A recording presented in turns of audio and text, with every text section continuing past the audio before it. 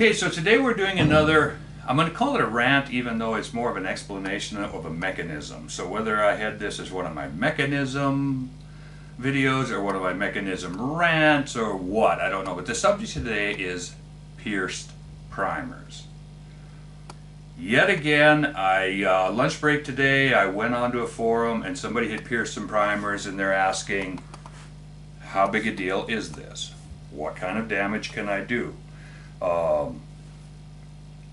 But more than everything else, how can I avoid it and what caused it? Which two things tie together? And so this is going to be a hard one for me to header or to describe or to give a name to, because I don't believe that anything in this world exists in a vacuum. Things are tied together. Everything is tied together. Cause follows. Effect always has a cause. Effect follows cause. Cause and effect. The principle of cause and effect means that if you lay your head on the railroad tracks on an active train line and you go to sleep and you're a heavy sleeper, there's a reasonably good chance that a train's going to come by and cut your head off. And I don't mean that facetiously. I'm saying that every time something happens and someone comes on with a question, I think it's just incumbent upon all of us who understand the mechanism to explain that mechanism so that it can be avoided. The other day, I was out here working up some loads in a PPC and I screwed up the clearances on a case and I blew a case hard.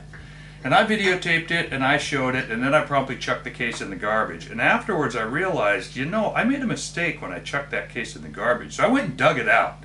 I dug it out tonight. I had to go wash my hands. No, it wasn't that dirty. The garbage had been emptied recently. But I found the blown primer pocket. And I was thinking about it on the way as I'm driving down to work this morning. We need to go through yet again the mechanism, the reason, and others have done this before me and they've done it better than me, but evidently not everyone has been exposed to that.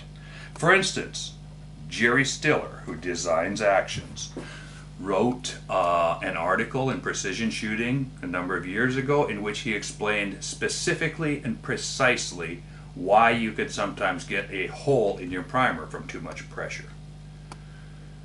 Greg Tannell has a video in which he shows it, explains it, talks about his bushing procedure, yet I go on the inner tube, somebody pops a primer, and we've got people coming on saying, oh, check your spring tension. Maybe you need to get a new firing pin spring.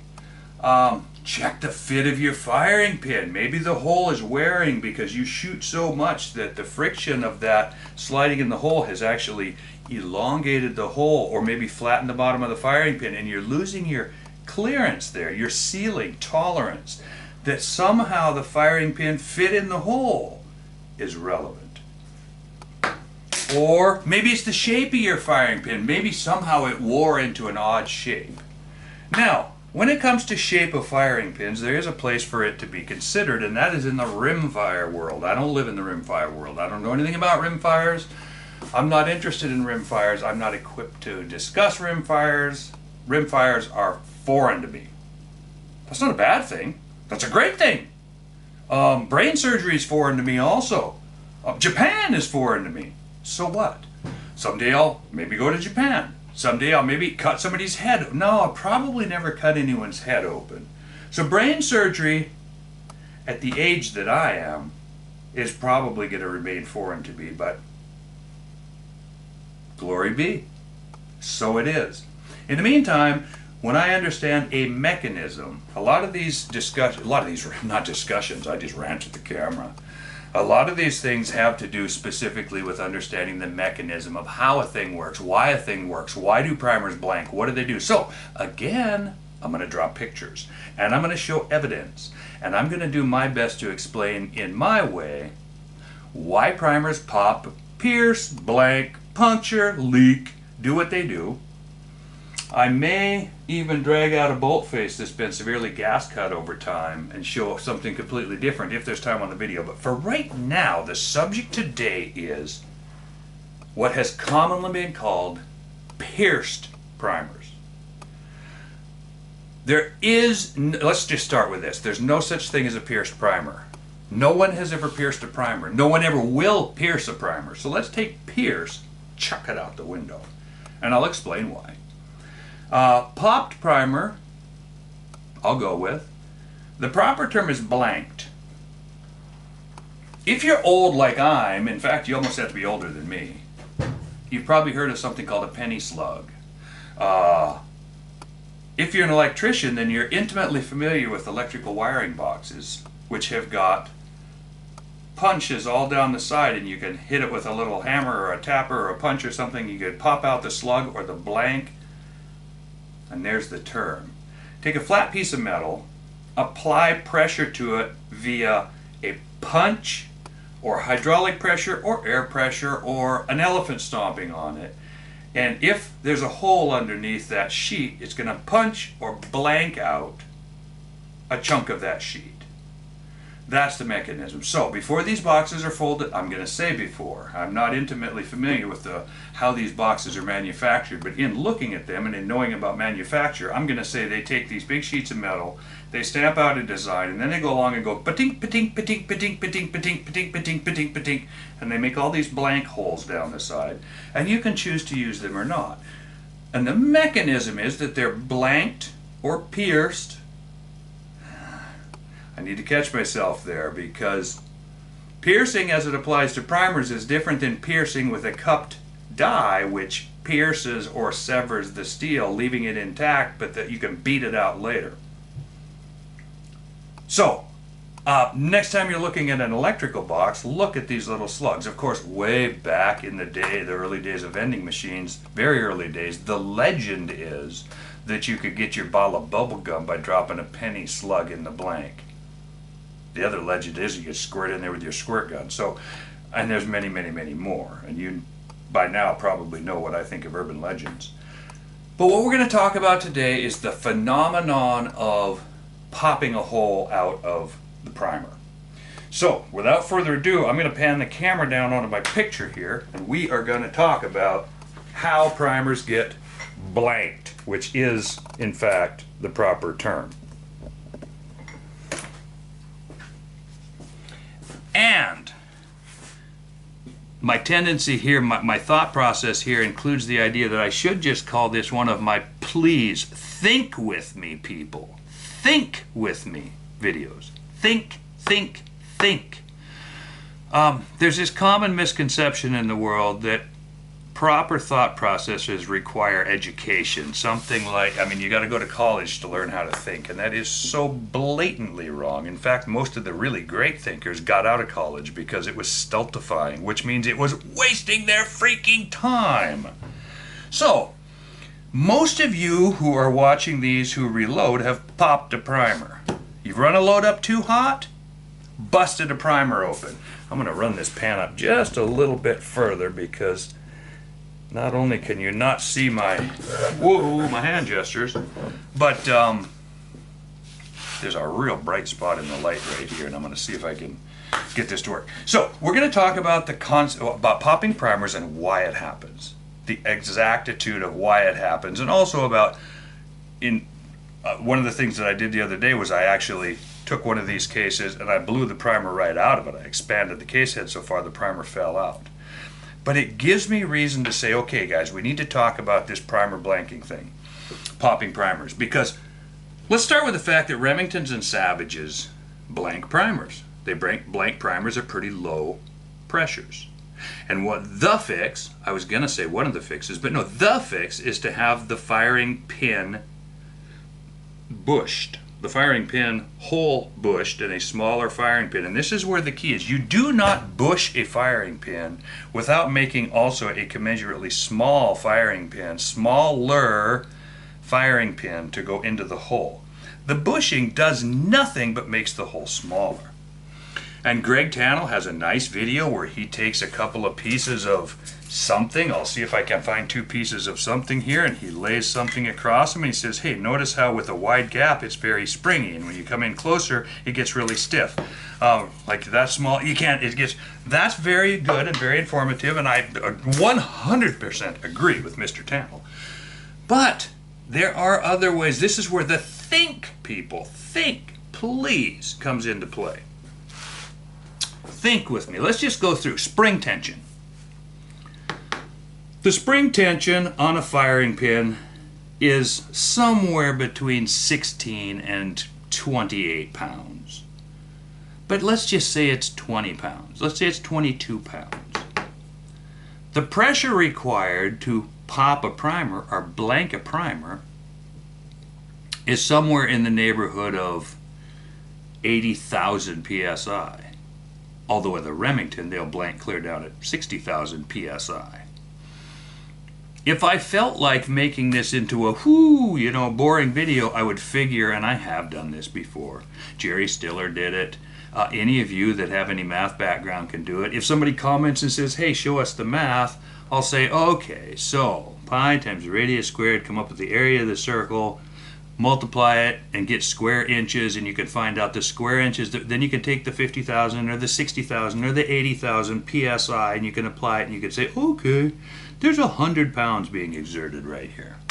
Suffice it to say that it's enough that when your firing pin hole is too big, well, we're getting ahead of ourselves here. At some point, if you're firing a Remington, and let me also interject in here, this alone is one reason why fiddling around trying to make a Remington into something cooler than that is really a waste of time unless you own a Remington that you have nothing else to do with, and you want to send it off to be bushed and send it off to be trued and send it off to be this.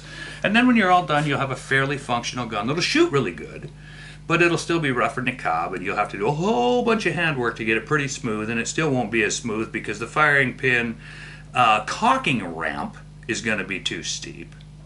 But I just wanted to show you something with this blown out. Here's the two cases that I have on another video where this one is running extremely high pressure. Now, you go in the reloading books and they say, oh, look for flattened primers. Look for this, look for, well, see that primer? Does that look flattened to you? Let's just start with that. Okay, there are some, if I spin the bolt, some of you might recognize the shiny spots on the bolt. This case here was really severely pressured up, not enough to wreck it, but it pressured up enough that I got a ridiculously high velocity out of it.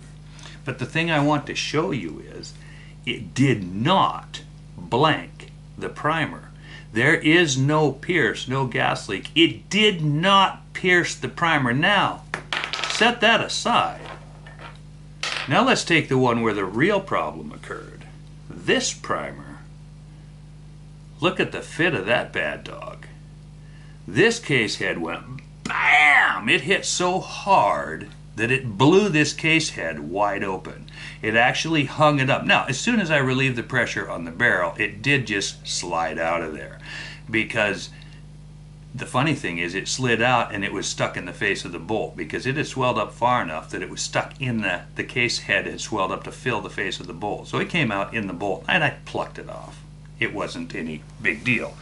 But the thing that I want you to take away from this is that primer is not punctured, pierced, popped, blanked. That primer did not blank. That extremely high pressure destroyed the case, blew it out. Did not blank that primer. That primer is still intact. So you has to ask yourself, why? And this is where I say, think with me, people. Think, think, think. A difference of 5 or 6 pounds on that firing pin spring can't do a thing. Absolutely cannot. There are also people that contend that, oh, go with a heavier striker.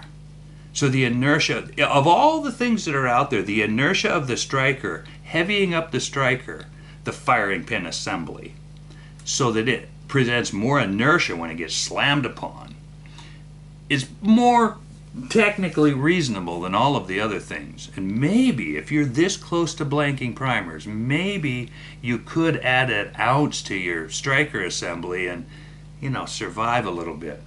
But that's kind of begging the question. And then we've got the fit issue. So let's just say that we've got this perfectly fitted firing pin and it fits so well. There's no gap there at all. Again, what can that fit possibly have to do with blanking the primer?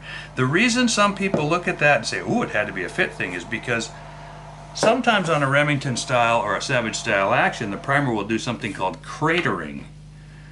Notice that this firing pin impingement right here, this firing pin hole, doesn't show the evidence of that cratering thing. Now, if you look closely, there in the very middle, you can see where the very small .062 pin is starting to crater. But this thing took a tremendous blast of pressure and did not blank. So let's just start with, this is what didn't happen. So now we get to the shape of the firing pin. People say, well, maybe it was pointy. Really? How often do you go grind on your firing pin? Never, said everybody. So you don't grind on, you don't change, nor does the firing pin shape wear. In simple fact, primers blank for one and only one reason. And that is quite simply because the hole that the firing pin comes out of is too big. And this should be obvious to just about anybody that if you took a rifle cartridge, a chamber, and if you drilled a hole in the side of it and left that unsupported brass showing out the side of the barrel and fired this thing, it's going to blow that chunk of brass sky high. It's going to blow it right out of the assembly, right? Because this chunk of brass is unsupported. It doesn't have the big thick barrel chamber walls around it. So if you were to drill a hole in the side of your chamber and pull the trigger, pow! It's going to break that brass out. And it's also going to break it out well below what's called the shearing or the yielding point of brass. Let's just say, for the sake of argument, that the yielding point of cartridge brass is 45,000 psi. Now, if it's a thin, like a cartridge wall, it'll pop out of there, yield or no yield, in the same sense that you could take a garbage can lid, lay it over a hole the size of a soup can, and take something this size and hit it with a hammer and punch a hole. Punch, blank, it's all the same thing.